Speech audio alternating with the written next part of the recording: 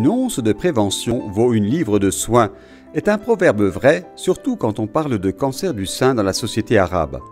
Un diagnostic précoce sauve des vies.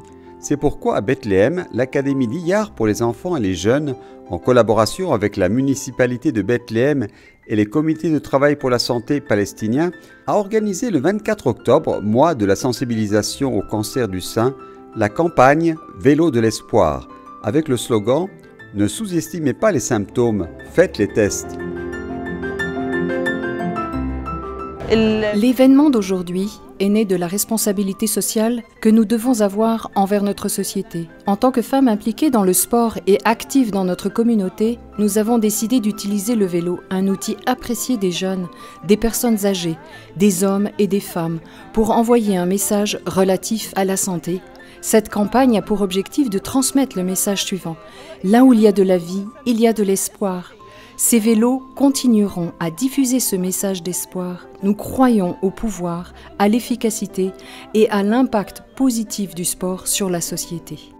Le professeur Moen Canaan, responsable du laboratoire de recherche génétique de l'Université de Bethléem et de l'Arab Consultative Hospital, décrit certains des tests utilisés pour diagnostiquer le cancer du sein. Un des tests que nous réalisons en laboratoire est ce que nous appelons le test BRCA. Il utilise 54 gènes comprenant BRCA1, BRCA2 et 52 autres gènes ensemble dans un seul test. Notre objectif est de déterminer si le risque de cancer du sein est hérité ou acquis. On peut le comprendre en examinant les mutations et les modifications de ces gènes et comment elles se produisent. Nous pourrons ainsi déterminer à quoi devra faire face une patiente atteinte d'un cancer du sein.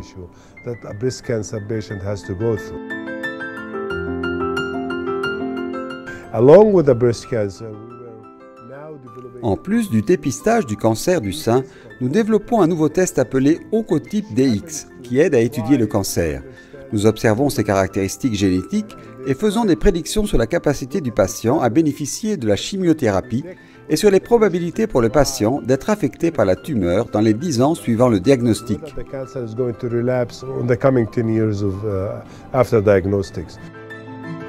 Face aux défis auxquels il est confronté dans l'étude des causes du cancer du sein, le professeur Canaan observe. L'un des problèmes rencontrés par le dépistage du cancer est que les gens ont tendance à préserver leur vie privée et nous le comprenons. Cependant, il est nécessaire de croire que le partage des risques de la maladie avec d'autres patientes et l'explication des risques de transmission tumorale à la génération suivante permettent de lutter contre le cancer d'un point de vue psychologique. Ne sous-estimez pas les symptômes, faites les tests.